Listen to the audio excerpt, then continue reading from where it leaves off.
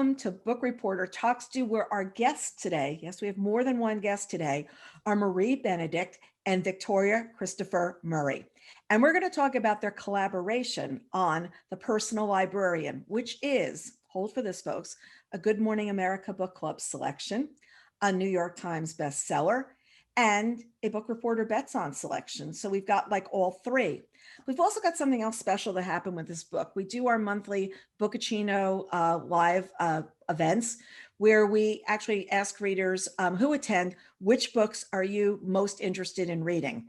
And The Personal Librarian was their top selection when we presented books in their 4-week period. So we know that we've got readers that were very anxious to read this and anxious for this interview.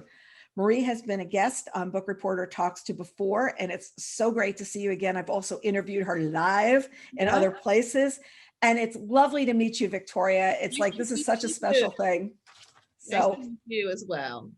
Welcome to both of you.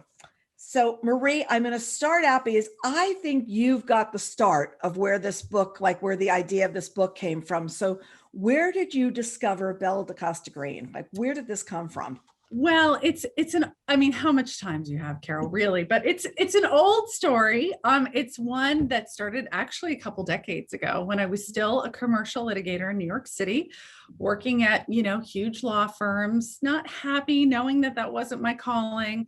And I would sneak out during my long days and pop into the Met or the Morgan Library. And for those people who've never been there before, it is a stunning, really, I think it's one of the most beautiful libraries in the world. It's the original configuration. It is these 4 gorgeous gilt Renaissance masterpiece dripping with rare and priceless books. And it was the personal library for JP Morgan when it was built. So it was his place to house and show off his collection. So I used to go there and kind of imagine that I was, I don't know, an archaeologist or a history professor or something. And this is before I wanted to be a writer. And one day a docent happened to mention Belle da Costa Greene to me. She just mentioned that, JP Morgan, who started the library, and, his study is, exactly as it was when he left it, in 1913. She was actually his right-hand person. She mentioned this incredible woman who became really one of the most powerful people in the art world. She became his librarian, curator, representative, negotiator, his society partner. She became a celebrity in her own right during her lifetime.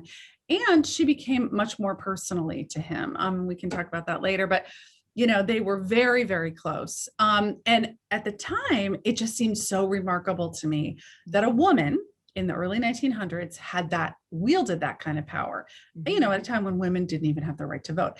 And that kind of merited her inclusion on this kind of long list of historical women that I keep, that I would consider writing about, because, that's what I do, is write about these women. But then over time, as I sort of turned to writing, I started to dip into the little bit of research that was available to her at the beginning. And then Heidi Artazzoni wrote a really wonderful biography of her called An Illuminated Life. And I learned so much more about who she really was. And it was then that I learned that it wasn't just amazing that she was a white woman with all this power, but that she was actually passing. And that she came from this wonderful, rich heritage from both of her parents. Her father was Richard T. Greener, the first Black graduate of Harvard, a lawyer, a professor at the University of South Carolina during its brief integration, a librarian, a fierce advocate for equality. And her mother came from this wonderful, rich legacy of generations of free people of color in Washington, D.C. They had these wonderful traditions and rituals, very well educated, very well off. But because that moment of hope and equality had passed in the years after the Civil War, and racism and segregation was rising up to take its place, she really had no choice but to pass. And it was then that when I learned that I knew that it was a story that I still even more wanted to tell, because it was even more remarkable, but I could not tell it alone. I knew I needed and wanted to have a Black woman as my partner. I can imagine a lot of things as a writer of fiction, but I know I couldn't ever really imagine, nor would it be appropriate for me to try, what it's like to be a Black woman in the world, moving through the world, then or now. And it was around that time that I started to think about partners, and I happened to read Victoria's book, Stand Your Ground, which is an amazing, really important look at the very fraught issue in our country of shooting of young Black men. And it tells that story, explores that issue from a really fresh, different perspective, at least for me, from the perspective of the women, the mother of the young Black boy and the wife of the white police officer that shot him. And it just was really, eye-opening. It was really nuanced. It was so masterful. And I thought, well, she's really trying to do kind of what I'm trying to do in the realm of history, right? Look at these issues, open up our eyes in a different way. And so I reached out to her with a treatment and a few chapters via our agents. And then Victoria can take the story from Oh, Victoria, then what happened after that?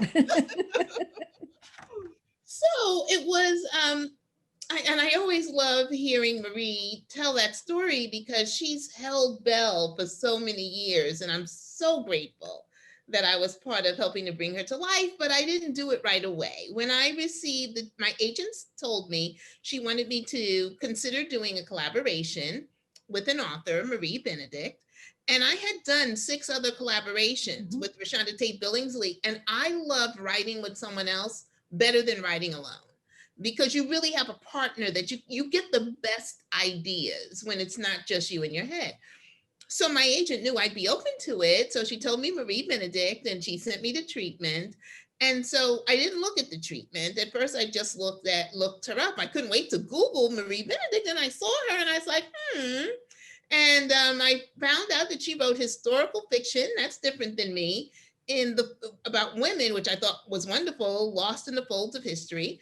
So I was like, but then I was like, why does she want me? So I called my agent back and I said, so this Marie Benedict has, like, did she look at me? Like, has she seen a picture of me? And so my agent was like, can you just read the treatment? Well, it took me about 2 months because the first page was about JP Morgan. And I didn't really care about JP Morgan. I couldn't relate to him. And so I kept telling my agent I was busy. And then finally my agent said to me, you're not that busy to read 2 pages. And by the second page, I was so into it. And when we got to the end where Marie had buried the lead, like she had written it like a thriller, and the last line, the cliffhanger, I could not call her fast enough. I could not wait to talk to her. And then the next thing would become, I've done collaborations, Marie had not. So what would she think of this? And so I knew after the first phone call with her, I knew instantly. I didn't know if Marie knew, but I knew. You know. Well, I knew, of course, too. I mean, Victoria and I had this just such an easy, immediate connection. It's one of those rare things that's kind of hard to explain without sounding like strangely mystical. I don't know, but I knew with that connection that I felt towards her, the ease I felt that it could work. And then of course I knew that she had such experience with collaboration. She had written 6 books collaboratively, and it wasn't like they were each exactly the same and the collaboration looked the same for each of those.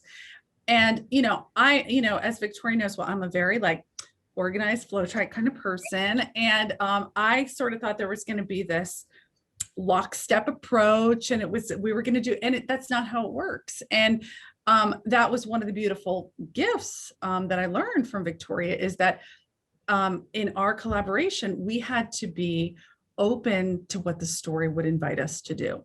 And that was really happened in sort of that first half before we turned in I say first draft, but really we have reworked it many times, but when we had delivered our first draft. And then in that sort of long second half where we edited and reworked the book during the pandemic and during the Black Lives Matters movement. Yeah. So what was it like? What was the big challenge? Okay. So how did the collaboration actually work? Okay. Did you first meet each other on phone, on Zoom, like this 4-letter word Zoom that we all have been attached to for the last year? Where did you each meet for the first time? that, when Victoria really read and said, oh, I want to do this. Yeah, finally, after I was like, Fine. is it me? Is it the book? Does she not think it's good? I didn't. It We did take met first on the phone. And mhm. the way Marie and I are talking now is the Yeah. way we talked on that first Yeah. phone call. And I remember I was away on a tour someplace and in a hotel. And I remember thinking, gosh, I feel like I know her. And I have, maybe, I don't know if it was because I had Googled and studied her because I wanted to know, but it was so easy. And then how many months later did we meet in person, Marie? It was Well, I want to say it was a couple months, and we had talked not only, by this point we had talked a few times, we had also talked to editors and, we had that whole process as Because well. you had to go sell it. You had to go sell it at this point. It hadn't even been sold. Oh. No. We, before we even wanted to start that, we wanted to make sure that we could come together and do it. And like Victoria said, I think I just mentioned this for the first time earlier today. I like Victoria, I was traveling a lot, as you know, Carol. You saw me at various and sundry places over the past few years. And I had brought one of my dear friends on one of my trips, and I was on the phone with Victoria during this, I was doing events somewhere, I don't know, she came with me, and she turned to me and she's like, how long have you guys known each other? I mean, are you like old friends? Is that why you're working together? And I was like, no, this is like but it was just that kind of connection. And that sort of connection is very rare. It really is, at least in my experience. And then we met in person pretty soon thereafter. It was at the beginning of that summer. So what are we talking about? Summer 2019? Like when, how far back? Yeah, early summer 2000, I think early summer 2019. Okay. Maybe even late spring. I can't remember exactly. Got it. Okay, but it's 2019, like the spring or summer then. Okay. We met halfway. Victoria lives in DC and I live in Pittsburgh, and we met halfway. And it was like I was waiting for like one of my college roommates for a reunion. Do you know what I mean? It was so fun. And I don't want to leave. We were just there to have lunch and to just chat. And we really wanted to get to know each other. We talked a little bit about the book, but just get to know each other. And I didn't even want to leave. No, leave. It was really hard. Yeah. And then from then, I think the first kind of 6 months, we mostly worked by phone. I don't think we really discovered Zoom until the pandemic. Yeah, we didn't do Zoom until the pandemic. So when did you sell the book? Like 2019, like after you two met, you then went out and met editors and sold the book, and then you started doing the big writing. Was there? There was an idea before that, but there wasn't like there was a treatment of what you were going to do, but it was not a first draft even at that point. No. We met again in New York, which was an important meeting. Yeah. Because not only this was like maybe fall of 2019. Right. It's all vague. It's all like one big year. Yeah, I know. I'm like, but we met our editor, and then Marie and I, and we both had other appointments that day. So we almost didn't do this, but we took some time to go to the Morgan Library together. And that was a very important part of this book because Marie had been there before I had not. And we discovered as we were walking through there how much Belle needed both of us to tell this story. Marie saw things that I didn't see. I saw things that Marie didn't see. And we are Belle. Neither one of us alone, Belle. We are Belle. Right. Yeah. And the way the whole thing came. Where is the Morgan Library? I don't remember. I've been in I've worked in the city for 40 years, and I have no idea where the Morgan Library is. It's Madison, I think in 39th. I think that's what it is. It's so that area right around there during the Gilded Age was one of the very kind of high echelon places to live. During that time period, it's when the spread north started to happen. And so some of the like the nouveau riche places were a little bit more north, but Morgan, so the library was built really next door to his house. He had a brownstone. I mean, actually it was more like a little courtyard quadrangle of buildings. He had some family members. His son lived in another townhouse, and he built it so he could just walk right over there. And he built it during the latter years of his life. He wasn't fully retired ever really from his financial business. He really was so much more than a financier and an industrialist. He was really one of the most important people in America, period, politically, otherwise. And that building, that his gorgeous, huge 2-story, 3-story study became almost like his second work office as well. And all sorts of people would parade in there to seek advice. I mean, at one point that was the setting for really his rescue of a huge financial crisis that almost upended America in 1907, that he really rescued, and Belle was right at his side through all of that. So I just digressed a lot, but yeah, I mean, the Morgan Library really takes up almost the whole block. They've bought a whole bunch of other buildings and it's expanded. It has a lot of other purposes and functions, but originally it was 4 gorgeous 3-story rooms that were built to house his collection for him to show it off to his friends and family. And other than that, there was his office and Belle's office. And Victoria and I, on that first time in there together, it, like she said, it was really the two of us together seeing the place through Belle's eyes. And Victoria is so right. It was on that first walkthrough that I think we both realized that we needed both sets of eyes so desperately. Yeah, we need each other. Yeah. Was Belle's office still intact as well, or was it just his? Yeah, his office is completely intact. Hers, the books are still there, and they have displays for everything else. We told them for the celebration. Yes, Marie and I told them we think we know to put Belle's desk back in there and set up her office the way it was. And Marie even told them where her desk was in case we didn't know. I love it. Yeah, so her office is there. We know and we can picture it. Yeah, exactly the way it was.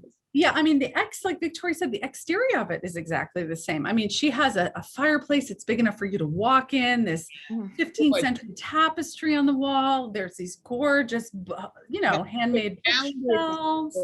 Surrounded by books. Dreamy. But in between are like cases to display part of his collection, and they're going to have a big event in 2024 to celebrate the 100th anniversary of the institution going public, which was something that Belle was very involved in. And they, as part of that, they're going to do a big exhibit about Belle, which to date they really haven't done. And we filmed our long Good Morning America segment in the morning on pub day, which was like unbelievable. And we were in there by ourselves. I mean, they opened it up for us. And so we were going around with one of the Morgan representatives, and, Victoria and I told them what we thought should happen for that. Did you also show them where your book should be available for sale at that day of the 2024, I think? I mean, also, Carol, we did put the personal librarian around in various locations around the Morgan and take pictures, as if it would belong there on the shelf. As long as it belongs around the shelf, I can say. And actually, we're going to link to the Good Morning America episode. We'll link to that as well as the other books that you've mentioned, because I think it'd be really fun for readers to see you in the library, because I think it was a very, very, very good segment. I watched that, and it was, you really felt, especially after reading the book, I felt even more about, who she was and what she was. So I got a question. So she's traveling to Europe, she's buying on his behalf. Did she have a budget? Like, did she have, because basically she was just buying these pieces. Was that the way it worked? Yeah, I mean, he had an enormous collection, so big it didn't even fit in the Morgan Library. He had stuff on loan at the Metropolitan Museum of Art, in Lenox, all over the British Museum, huge collections. But at the core, his favorite stuff was really what he wanted at his own library. And when Belle arrived there, it was a little bit of a hodgepodge. I mean, he had several Gutenberg Bibles, which are like the penultimate thing that you want to collect. He loved early printed books. He had lots of rare collections of those, illuminated manuscripts, but then he might have like Napoleon snuff box. I mean, there was no cohesiveness to his collection. And what she did was built it into something that he wanted, but hadn't really been able to do, which is really a testimony to the history and importance of the early printed word, particularly the English word. Mhm. And so she went out into the world. She got offers all the time, right, of things to buy. And then she went out into the world and bit by bit built up a fully cohesive collection. And to answer your question about a budget, JP Morgan was known for not liking to haggle. He Mhm. liked to be known as somebody who could just go in and buy whatever it was he wanted. He thought it was beneath him to haggle. But Belle didn't want him to be taken advantage of. And so she liked to go into these situations knowing she had really a limitless purse, but she knew the real value of these items. And she is the one who would come up with all these very sophisticated and really unknown till that point Mhm. bargaining tactics Mhm. to get these objects that were necessary for the collection at what she thought was a reasonable price. And I think Victoria and I like to talk about that and think about how he was a huge man, both in terms of power, personality, and actual size. I mean, like he was like 6'1" or 2. He was huge for that, especially for that time. I think he loved sending off into the world this beautiful, diminutive, petite little powerhouse. And I think he knew that her very presence and then her power and her savvy with all this stuff would put people sort of off guard. Yeah, Mhm. disarm them, and then she went in for the strike. Yes. She went in for the kill. With her Charm and scarf. I was going to disarm. wear a scarf for scarf. this. With her Yeah. scarf, just, and also it was interesting when you think of this other title of your book. She was often the only woman in the room. Yeah, She was Often. often the only woman negotiating with the men. And she was often, and as a result, I don't think they were taking her seriously. I mean, they weren't Yeah, looking at her color, they weren't getting anything. She was looking at she was a woman. Like, forget Right. it. It's like, we're just not going to pay attention to you. I've been in those rooms. It's not fun. It's know? not in fun. the beginning, but I think after a while they began to pay attention to her. She got quite a reputation, and they knew they had to watch out for her. Mhm. And then there was pieces that he wanted. And like there was this one piece, I don't remember the pronunciation of the name, but he wanted this. And he's like, well, she came in and she got everything, but you didn't get me that. I'm like, it was like a petulant child. Like, you just Yep. brought me the Gutenberg Bible, the this, that, the other thing, but where is this piece that I wanted? And that was built into the tension of the book as well, of what was going on. How much of her papers, everything did you have to follow, or was this really like a goose chase?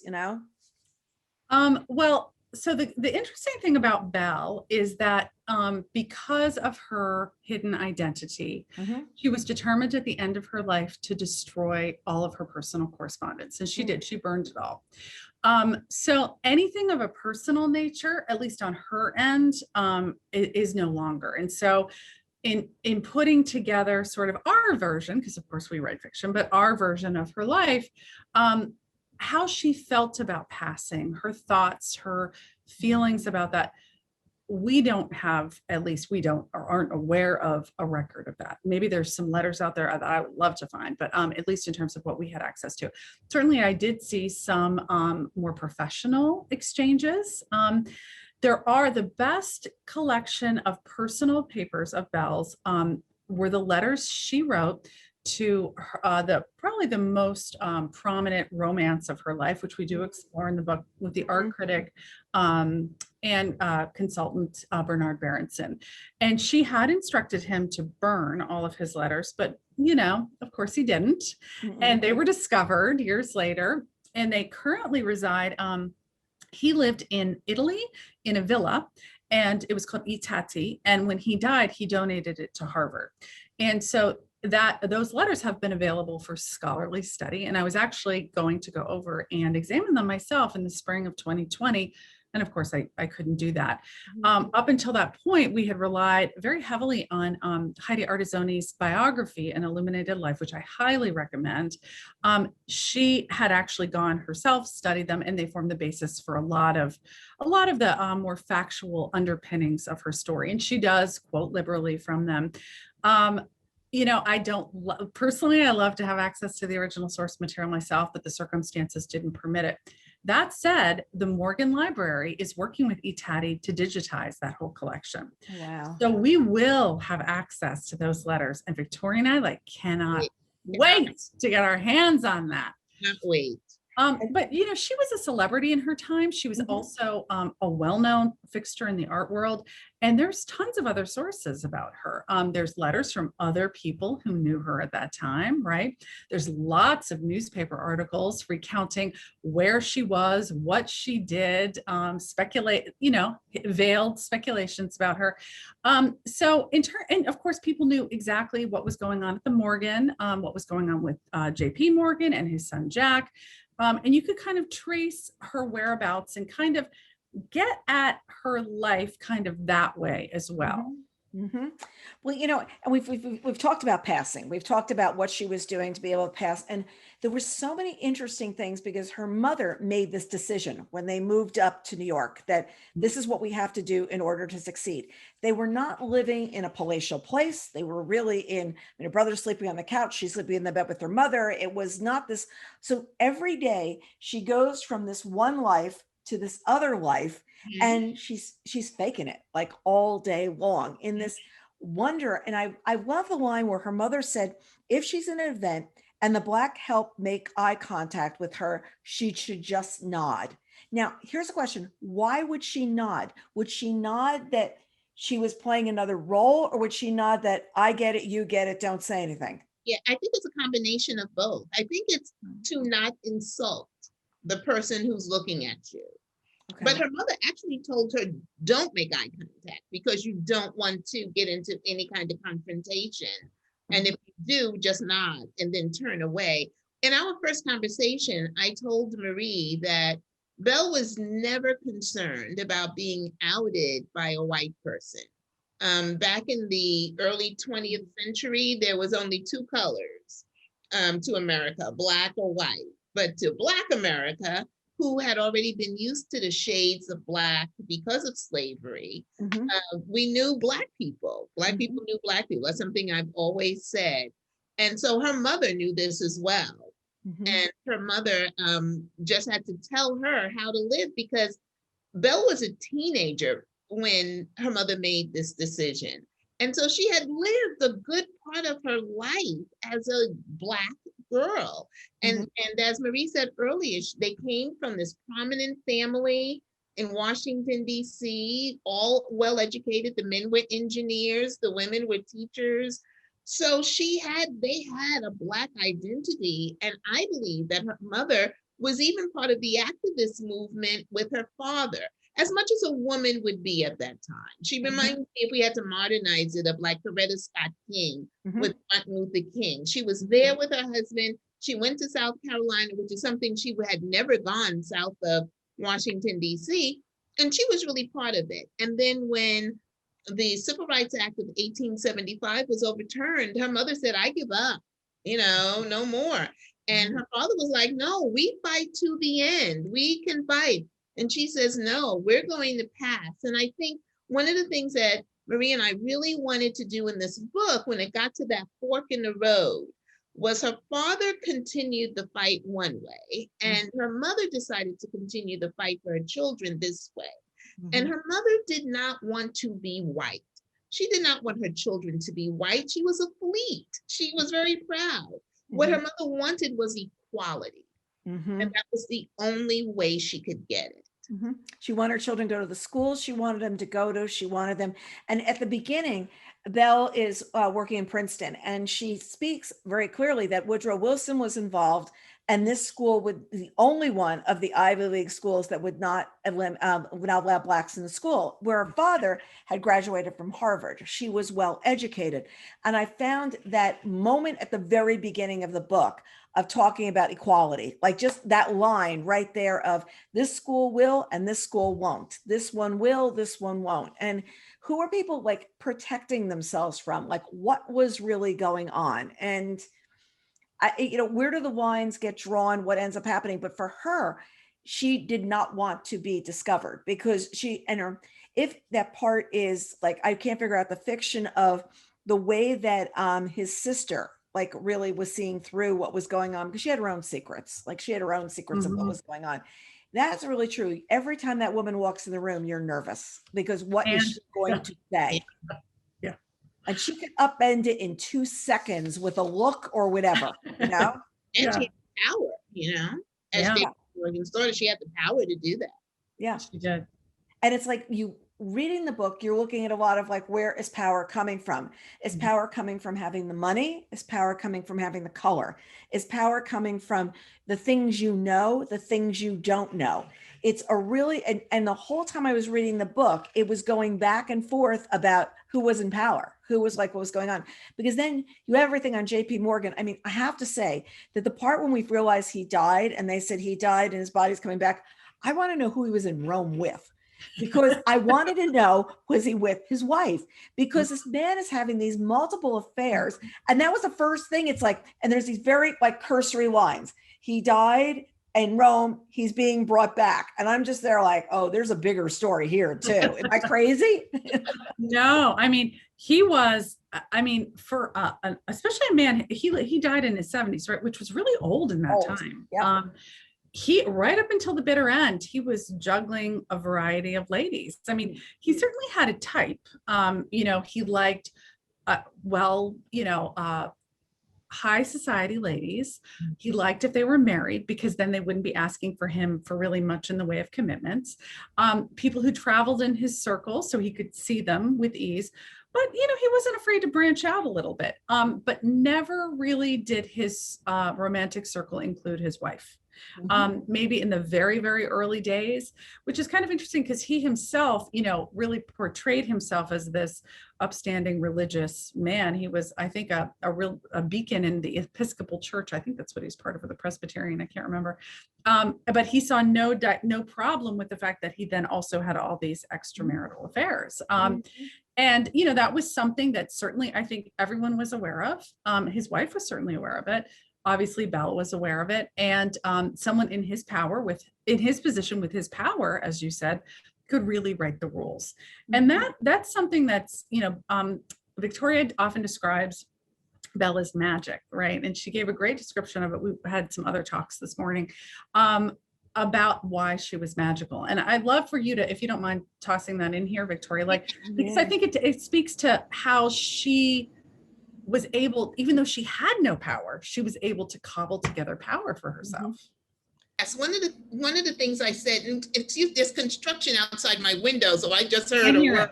We can hear it. We're good. One of the things that I said was that if Black Girl Magic had a name, it would be Belle da Costa Greene. And it was beyond her living this magical life. Everything, she had to do a lot of magical tricks to just stay alive. She was balancing the act of taking care of her parents, her family, not her parents, working with JP Morgan. But then even when she went out socially, I call her the uptown, downtown girl, because she could hang out with the Vanderbilts once, after that first party, she was able to hang out, but then she could go right downtown into Greenwich Village and smoke a cigarette and drink dark beer. But it was all magic. It was some of it was smoke and mirrors, because she was hiding in plain sight to hide her skin tone by wearing the most flamboyant clothes and doing the boldest things. But it was all like this magical act. And that's what, but women have to do that every day. She just had to do it on a different level, a different scale. She'd leave his office, and then she'd have to get herself uptown, and it was unsafe. It was she was worried about, being on the streets and things like that. Whereas when she was in that world, it was like everything was taken care of. It was like, do you want lunch now? Can we bring it in for you? And she gets home and it's like, make yourself a sandwich. That's the way I saw the back and forth of her worlds. Yeah. And also, she's worried about her hair, because the dead giveaway for you could be what would happen with your hair in the rain. That's right. Tie it up. She would do all these things so that wasn't something that would give her away. Yeah. Black women and Black women know Black women by their hair, no matter what the tone of their skin. We know by their hair. And they were talking her being Portuguese, and I remember his sisters like asking her very in-depth questions about, the family came over from Portugal. Oh, the grandmother was there too. Oh, and you're realizing how quickly you could get caught in a lie, how quickly that would end up happening, And the stakes were so high, I think one of the things that Victoria and I really tried to make clear was it wasn't just that, oh, she might lose her job, right? Which is possible. She would have lost her job if JP was upset about it, which presumably he would have been. Her family would lose their, I mean, they were very dependent on her financially, but they would lose their positions, not just their jobs, but also their positions in white society. Mm-hmm. If it became clear that Belle da Costa Greene was in fact the daughter of Richard T. Greener, then her entire family, it would become clear, was Black, not white. And that would change everything for them. And so, and you know, a lot of the research that Victoria and I did into that time period really revealed, I feel like that time period in particular, I don't want to say it's lost. I think we're starting to recognize how important it is Mm-hmm. in the scheme of where we are today, Mm-hmm. right? You know, I think people for the first time are becoming aware of the Tulsa massacre, but I mean, there were countless instances like that in Atlanta, lynchings. I mean, the things that could have happened to Belle if her identity, if the fact that she tried to dupe the most powerful man in the world, right? What could have happened to her in terms of her physical person? We just don't know. And Mm-hmm. those ideas had to have been running through her mind as she walked on that tightrope. Well, there's a great line. You don't have the luxury of making mistakes, Miss Green. And that says so much. There is no barrier for, there is no like way that you can step over the line. You've got to be in the zone all day long of what you're doing. And I just found that was so interesting. No safety net for her. No safety She was net. walking that tightrope, and if she fell off, there was no safety net.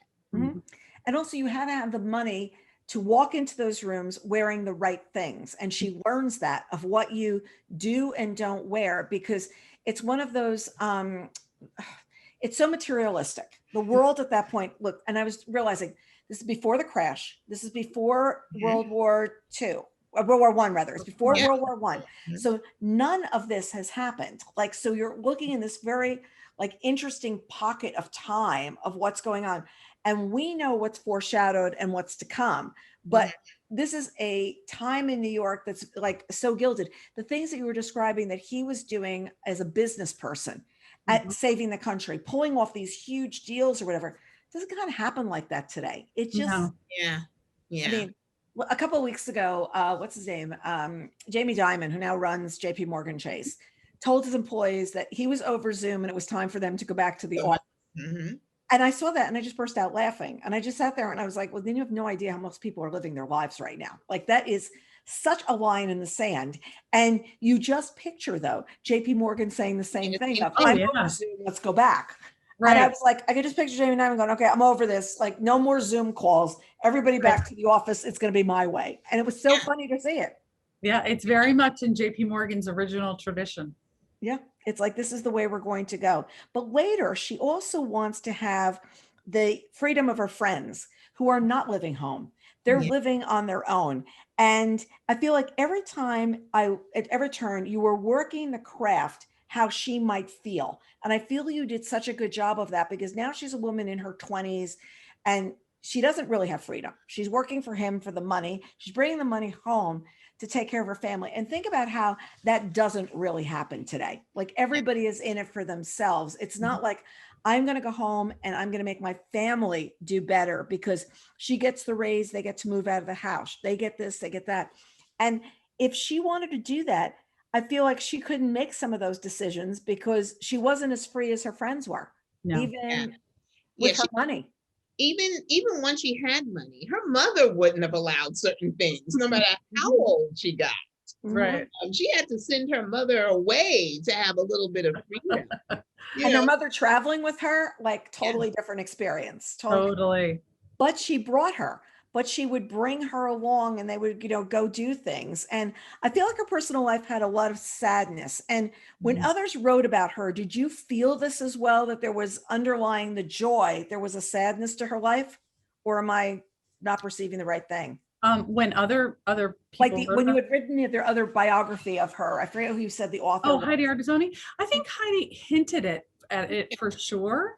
But I think, one of the things that the two of us working together and also working in fiction allowed us to do, because, as a biographer, you're really limited by what the historical record can. And, we don't have a record of how she felt about passing, at least in terms of the documentation that we have existing, right? her great love, Bernard Berenson, he didn't, I mean, he might have suspected that she was passing, but I don't think that's something she ever confessed to him, and they never wrote about that, except maybe in the most high level, jokey, tauntish type way, right? So for Victoria and I to kind of get at how she felt about this great weight and this great sacrifice and sadness, required us to have tremendously sometimes awkward, difficult, personal, honest conversations about race.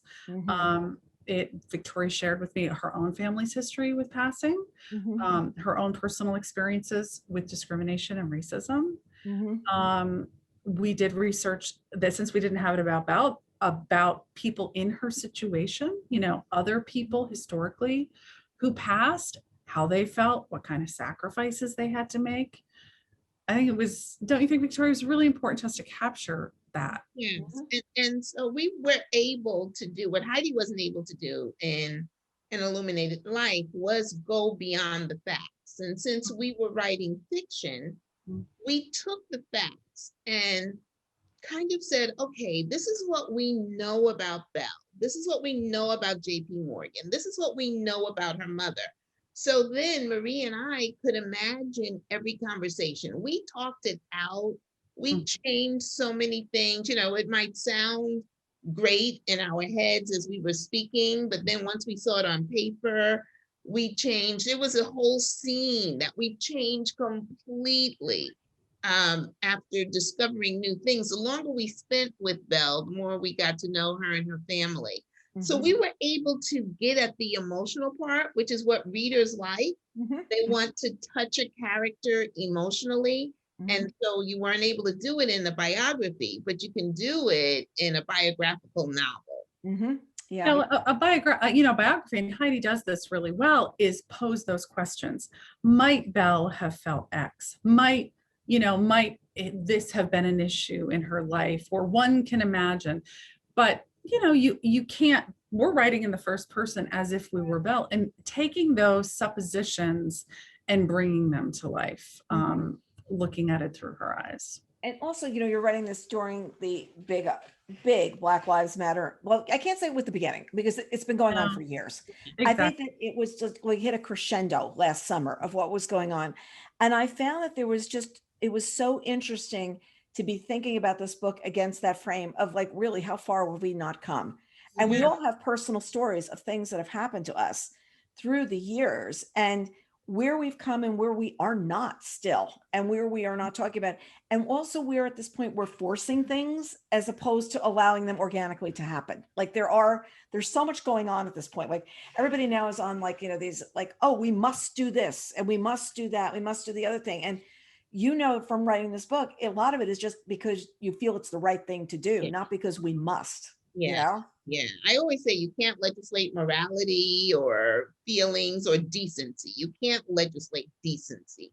That has to come from someone's heart. But it was so interesting writing the book during that time, or editing the book during that time, because Marie and I already had such deep conversations about race. We had to, because we really wanted to protect her mother in this story, in terms of, this is not a book about somebody wanting to be white. This is the reasons why they had to do it. And so I was really excited when Marie and I explored the other race riots, and we talked about Atlanta and all the things that had people running to Wikipedia to find out if it was that fact or was that fiction. Really excited about showing all of those things.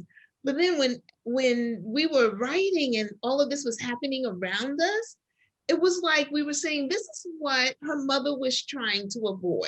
This is why her mother did this, so that her daughter or her son wouldn't end up with someone's knee on his neck. Exactly. This is what she wanted to avoid. And so it's really interesting, Carol, because you sit back and you say, it's disingenuous to say that we haven't come a long way. But there's so much more that we need to do. And I think it was in our first conversation where Marie, and this is one of the things I love, there's so many things I love about her, but she was talking to me about, we had this small period of time when we could have gotten it right in this country with Mhm. the Civil Rights Act of 1875. And that's really the center of this book, Mhm. the Civil Rights Act of Mhm. 1875. And it's, And I that think, moment. Yep. yeah, and I think that the failure of that moment of hope permeates the whole story. Mhm. You know, both, as Victoria said, her mother, Genevieve, and her father embraced that moment of hope. And I think her father was hopeful that it would last forever. Belle was born during that season of hope. And you know, I think the failure of that moment of hope, that the rise of racism, the rise of segregation, the widespread use of Jim Crow laws, whether they were socially enforced or whether they were legally enforced, that affected her in every aspect of her life. It really drove that decision. And then if you really play it out, that's the failure of that moment to keep on getting it right for all these decades is why we were where we were Mhm.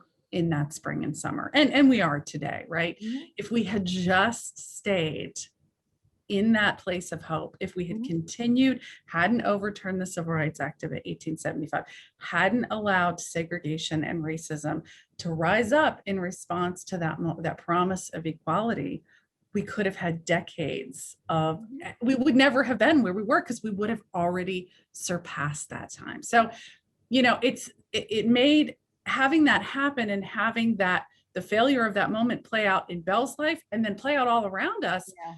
Yeah. was so it was so powerful in terms of our conversations, in terms of how it informed Belle. Yeah, it was very transformative. I've heard you say this is both a historic and a modern story. And hearing you talk about this now, you see how it is both historic and modern. It's something that we can still be talking about today of what would happen. I mean, today, would she, as a woman of color, going out into the art world, what would she be perceived as? Like we could really have that conversation even today. Absolutely. What would happen? What would happen walking in a room because you still are seen differently? And if she had gone in and said she was a woman of color, what would have ended up happening? Look, it's tough enough to be the woman in a room. I mean, I was in a room, woman in the room years ago when we were first, like, you know, on AOL, and somebody asked me for coffee, and then everybody asked me for coffee. So it's tough enough to be the woman in the room. Yeah, and then they were really Both surprised Victoria and I later have on. been there too. Yeah. They were really surprised later on when I had like some really good things, like, you know, it's not really 1995. You need like a different line to like dial in. That was like, it was very informative to the room, you know? So I've been that woman where you are there, but then to be a person of color also, just layering this on top. If you had a chance to speak with Belle today, do you know if something you would ask her? Do you have something you'd really just want to, like a question you'd like to pose to her? And I'm sort of putting you both on the spot. Oh. What do you think, Victoria? You know, I really would like to know how she felt about it. I think we got it. We were close. I really do. I believe it with all of my heart that we were really close. But how did she feel about the decision she made to follow her mother? And she had followed her mother because she was young. Mhm. But then once she got into her life and she could have made another decision, did she ever regret that? I know she had regrets because she was, you know, she wasn't trying to step away from being Black. They loved the Fleets. They loved being part of the Fleet family. So I guess I would just like, you know, I was asked recently who in a novel you would want to spend time with. And I guess it's really kind of bad to say, you know, your own, but I would love to spend time with Belle Mhm. just to find out. And I would like to know, what does she think of today? Mhm.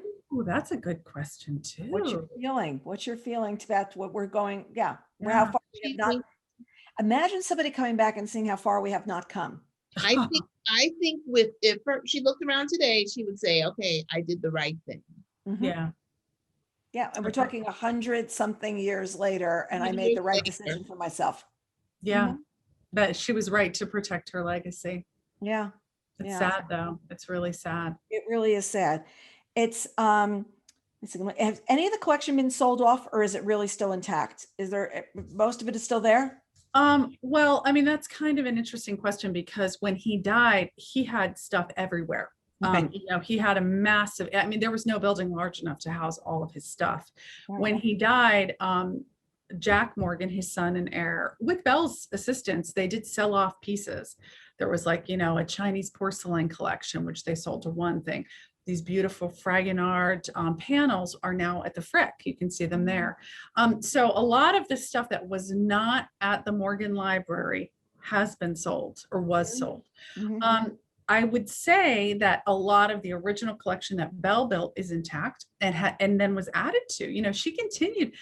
JP Morgan died in 1913, but she continued running the Morgan for like almost 4 decades after that. I mean, people have asked us if we were going to write a sequel because our book kind of ends at a particular point. I don't want to say, and she went on and did so many other things after that.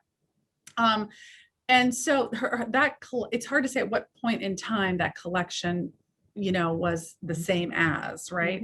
And then of course the Morgan Library itself has been expanded greatly and they have other areas of focus that differ from their original focus. But certainly if you go to the Morgan Library today and see the volumes they have and the artwork that they have there, it's very representative of the collection that Belle and JP built. That they put together. So the book is narrated by Robin Miles, and I was listening to some of the narration yesterday. Did you have a hand in selecting the narrator? Yeah, I can see. Oh, yes. I love her. I've listened to her in several other books, including Yellow Wife. I love her. And I listened not to the whole thing, but I listened to her on audio, and she captured not only just Belle, she captured that whole time period. And I was so impressed with her pronunciation of some of the words. And I love Robin. I love her. Yeah, we did ask for her specifically. And I didn't think we would actually get her. And then when we did, it was just like, and listen, like Victoria, I haven't listened to the entire thing, start to finish. I listened to maybe half of it. And she is just, she's magic. She's amazing. Did she do cast as well? Did she do cast? Yeah. And I know Tyson's book. Yeah. I know, Victoria, you've mentioned that you really love Yellow Wife, which I did too. It's another Bets On selection. I said, we interviewed her a couple of months ago, and it is just a very, very, very powerful book. Very, very powerful. I describe it as brutal. Yes. It's amazing. There were moments in that when I was reading that book where I couldn't breathe. I mean, I literally found myself like just trying to catch my breath. And there were also times, it's the first book I've read in, I don't know how many years, where I just wanted to read the last page because I felt like if I could just skip to the last page and read it, then I'd be able to breathe. But I didn't do it. I was so close to doing it though, because I couldn't breathe. It was amazing. Did you just need to know that she was going to be okay so you could actually? No, I think that's what it was. I just wanted to breathe. I kept saying to myself, I just want to breathe. Yeah. And it was a brisk read.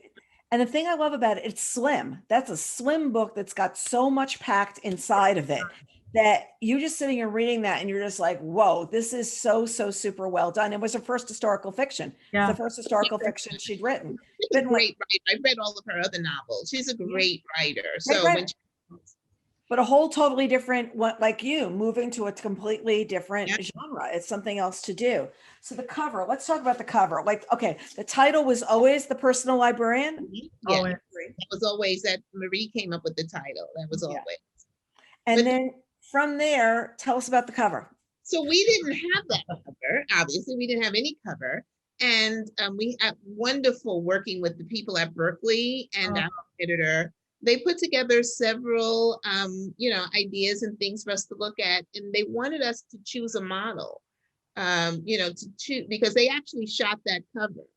Oh, really? Yeah. So they wanted us to choose a model and the clothes and everything. And as we were sitting there, as Marie and I were, looking over the models, it kind of hit me that I could not be part of that decision. Because all the models look Black to me. And that's the point of the story.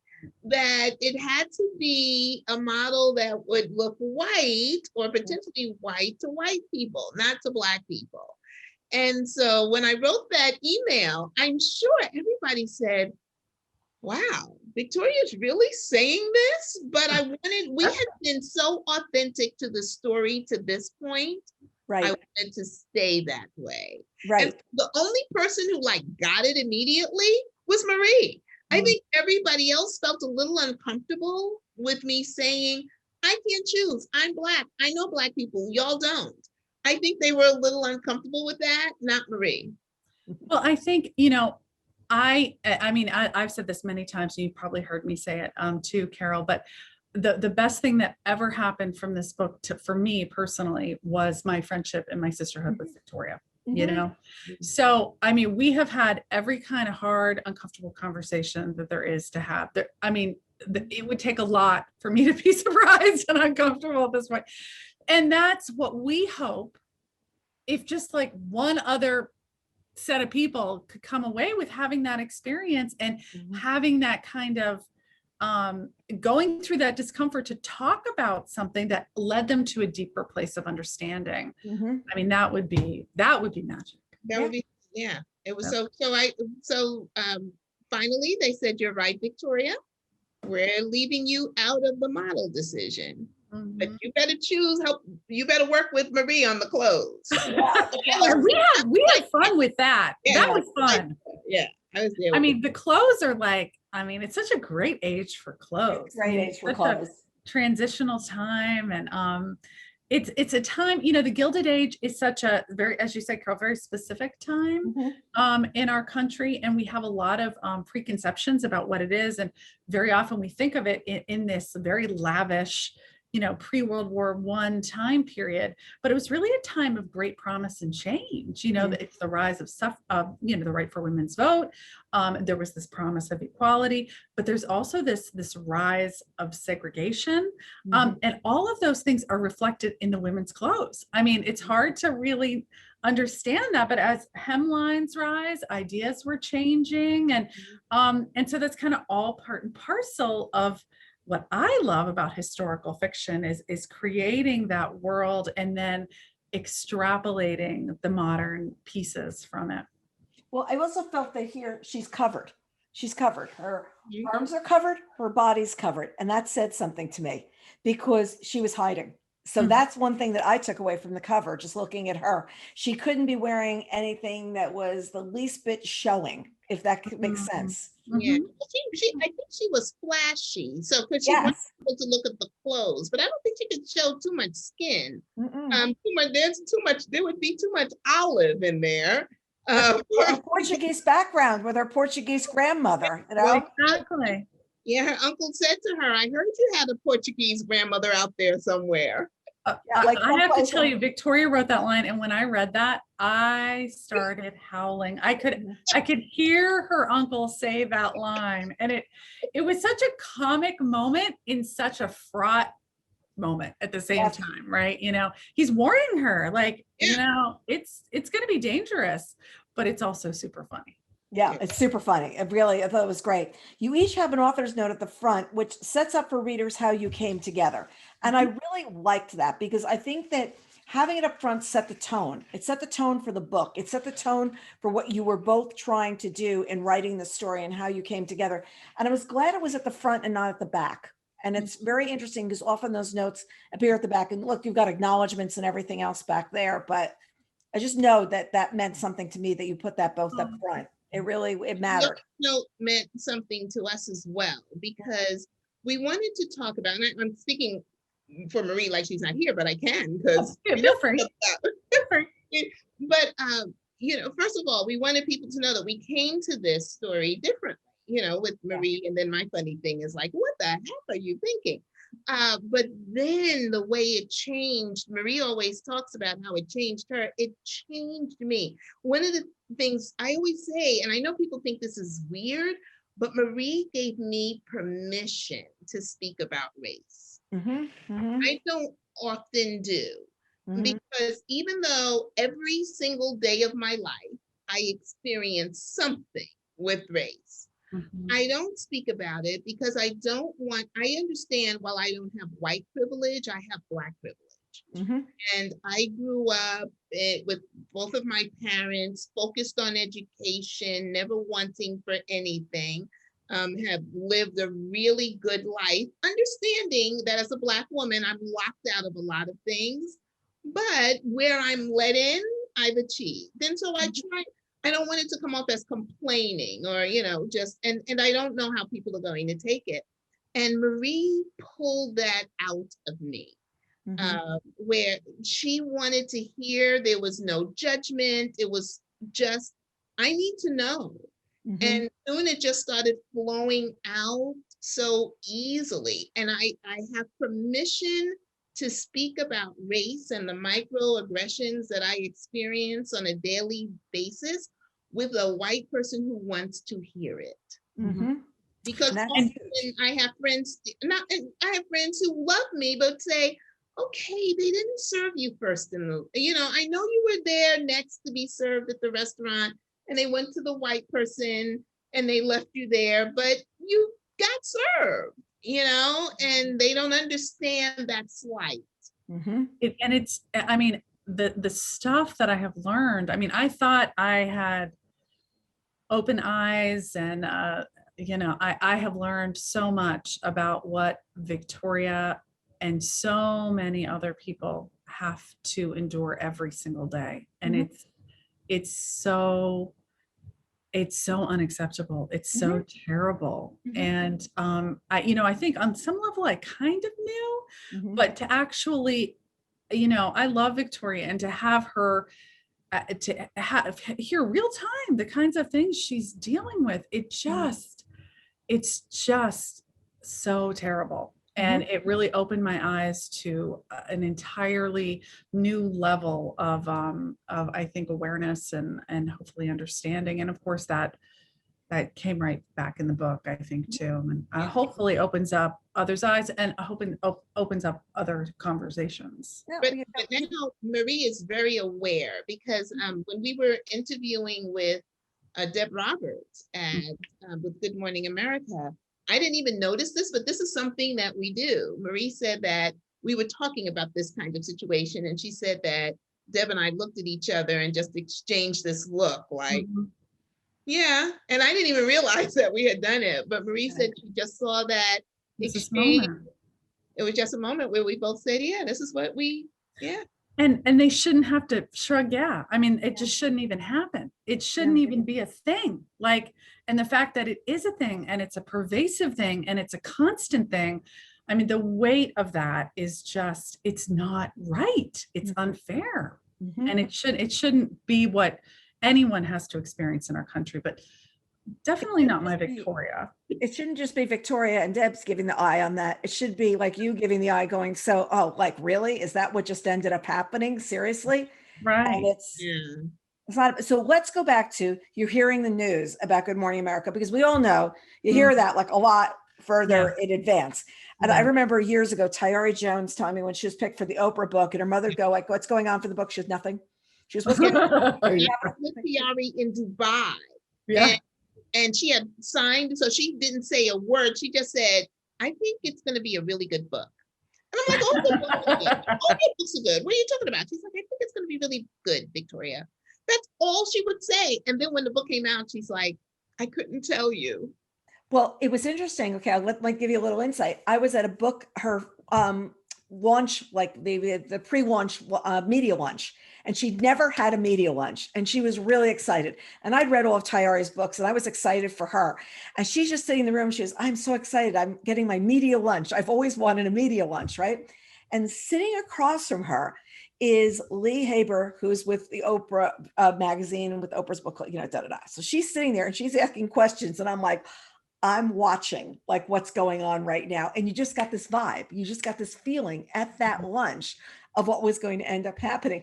And it was, when it was announced, I was like, remember we were at the lunch and you were across the table, and I could actually do like who was seated where at the lunch, because she was so excited about it. As she should be. And she said, though, her mom is like, is anything happening with the book? And she's what? Nothing's happening in the book. She said, no, Mom, nothing's happening. But she said, you just can't open your mouth. That's what we did. We didn't That's tell what we did. anyone. So No. how far in But advance we- did you know? Oh gosh, at least 6 months, probably more. I don't even remember Really? now. Oh, It was wow. really early, was- even early for them, I think. But you know, Victoria and I had each other. So Yes. we could like, I would like just be going about my day and we're like, did Good Morning America really pick us? And then I would just like text GMA to Victoria, We did, like, right? really. It's like, is it real? Did it really? Oh yeah, it did happen. It happened. Yeah. Okay. Yeah. I mean, Just and- say in the middle of the day, just Good Morning America. Just Good each Morning other. America. Just each Yeah, other. it's real. It's happening. And then of course, like for us to be in New York together, and when, Yes. you know, we didn't even know we were going to be together ever for this book, on the publication day, which was just a coincidence, to be honest. It was with the Good Morning America crew. I mean, it made something, it made it so real. It was so special. so Because special. we did not think we were going to be together, but to be together on pub day in the Morgan Morgan. Library, I mean, with Good Morning America. America and Deborah Roberts, who's Roberts been was amazing. amazing. She Yep. has been enamored of this book, such a It's no other word. champion. Yeah, I mean, it's been incredible. Yeah, that's I great. can absolutely see it though. I just want you to know my book group is reading it as our next book. And it's really interesting because our book group, it's a group of young moms and they let me in because I'm not young, I'm a mom. So actually, I just love this group of women. I just love this group of women. And one of them really likes historical fiction. And she says, can we just read this book next? And we've been reading books that are out currently. Like we're just like, okay, we read the Laura Dave book.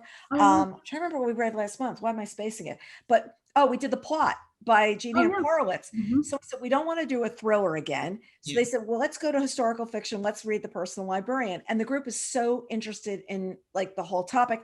And I am so looking forward to talking to them about the book and having. I can't wait to hear what they think. It's really, really, well, you know, it was like, we feel like we're ahead of the curve too. Let me just tell you, like, you know, like when The Plot becomes the Jimmy Fallon book, we just feel like, well, we're just like, you know, we're on it. We're like, you know, totally. The bellwether, Carol. But I feel like you're going to hear from other groups who are selecting it for their book group. And I think that it's going to bring some very powerful conversations as a result, especially if the room is of a mixed group of people. And that's what I'm really hoping will happen as part of the conversations as well. So what's next for each of you? Are you ever writing together again? Are we going to get that lucky? Yeah, we're getting that lucky. I feel so. Marie can't get rid of me. So Okay, Ditto. She doesn't have to send you a treatment of a couple of pages to see if you're in. It'll take about 6 months. She'll let me know what she thinks. this time when Marie has a whole folder file of ideas. I'm crazy. I'm a crazy history So nerd. this time when she was sending me some so I was like, okay, I got the email. Let me go through it really quickly. Let me read it. I promise I'll do it tonight. I'm not going to wait 6 months. It wasn't even tonight. I was like calling her back in 15 minutes. But then our next book right now is called First Ladies, and it will explore the friendship between Eleanor Roosevelt and Mary McLeod Bethune. Ooh. And I think, and that was very real. And I think it's going to be a reflection of me and Marie.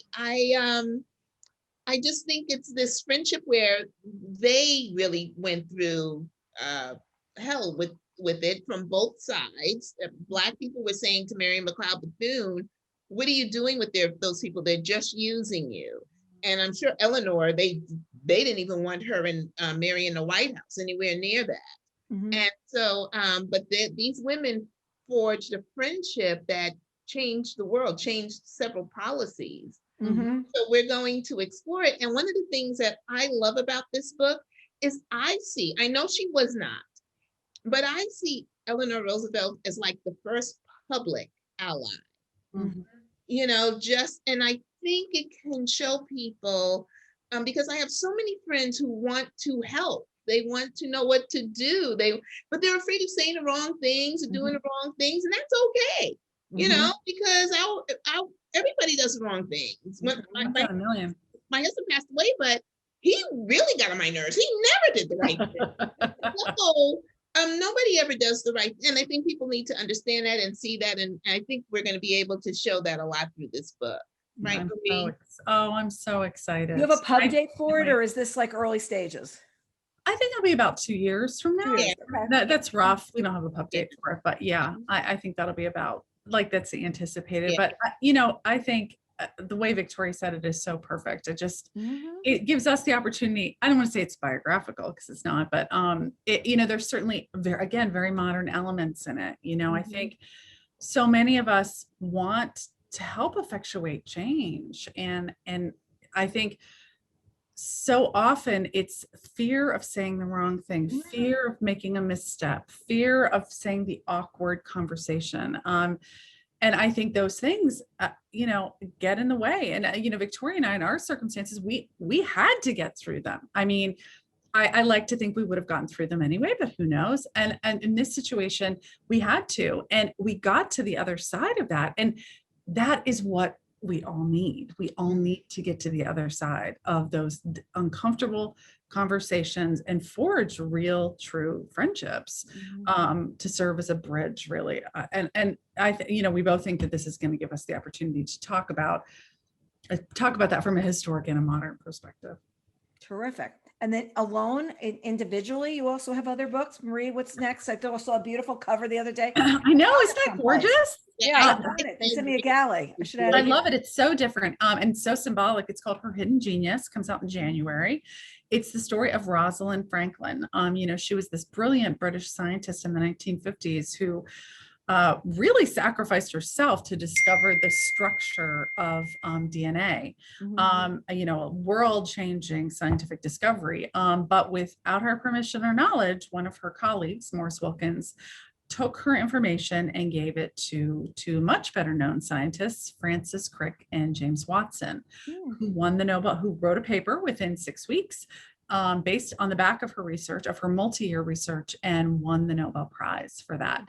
And she sacrificed her life for that. The x-rays that she had bombarded on her body to get that discovery, she used X-ray crystallography to come up with the structure of DNA, caused her to develop cancer, and she died. Yeah. Wow. So she literally sacrificed herself for a world-changing scientific discovery. And that discovery and that credit was robbed from her, literally from right out from under her nose.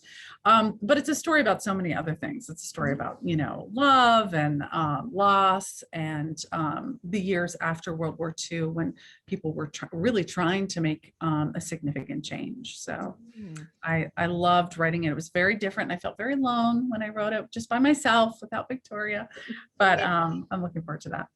Is that January? Did I remember January 22nd? Am I right? Yeah, I think, yeah. Good. Very good, Carol. Wow. Yeah. January. Ask me what today's date is, and I have no idea.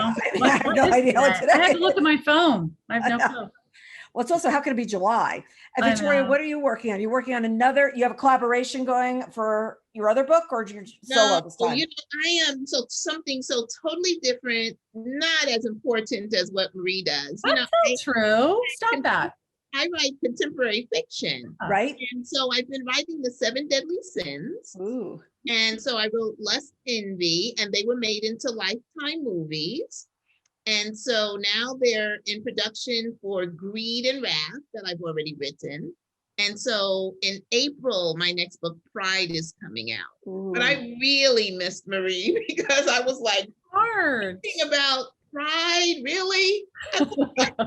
So here's a question. I have one more business question. When you were doing page proofs, which are really the toughest things to have to do that final edit on, were you doing those together? That's what I was just trying to figure out, was the one question I missed. Like, how did you do those final edit moments? Okay, well, that'll be for the next time. Pay attention. Let me know. I mean, honestly, we read them separately and came together and talked about. Okay. And we did them separately and then came together and talked about what we found. We found almost the same things. And isn't that, thank God you remember, Victoria. I mean, really last year, what I remember is I feel like I was on Zoom so often with Victoria. I feel like she was in my house under quarantine for the pandemic. I know. But I don't remember a lot. It's crazy. It's funny because there are things I remember a lot, and then there are other things that, like, really, like the recycling went out. Honestly, we have a sign like take out the recycling, because I'm never going to remember, because not normal days. I don't know. Even now they're not, but No, they're hopefully not. we'll get to the But other side. I have relished the opportunity that, look, the two of you are in two different places. We may not have been able to do this. There's a lot of things. You might have been on tour a day I Absolutely. wasn't available. You might not have come to New York. Absolutely. We've interviewed people in Australia, New Zealand. Like, we've been able to do these things that if Zoom wasn't invented, it would have been a lot more lonely. If social media didn't exist, the pandemic happened at a time where we could actually be in places and relating to each other. And I think that's really important to be thinking about. We did have these I tools. do.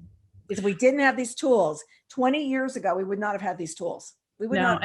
and who knows what would have happened even to our economy and during that time period. You know, most of us learned we could do our jobs remotely because of them. Yeah. And just think about 20 years, our company's 25 years old this in August, believe it or not. We've been doing this for 25 years. Wow. What we've been really thinking about is what those primitive days were, where it was, you've got mail and then there were no pictures because art was like to download. You had to send the art in 24 hours in advance. I'm not kidding. Yes. So we've made huge strides. I look forward to seeing you both again. Thank you so much. Next, right. Carol, so nice meeting you. So nice to Thanks so see much you, for Carol. joining us. And to everybody, we look forward to seeing you next time on Book Reporter Talks To.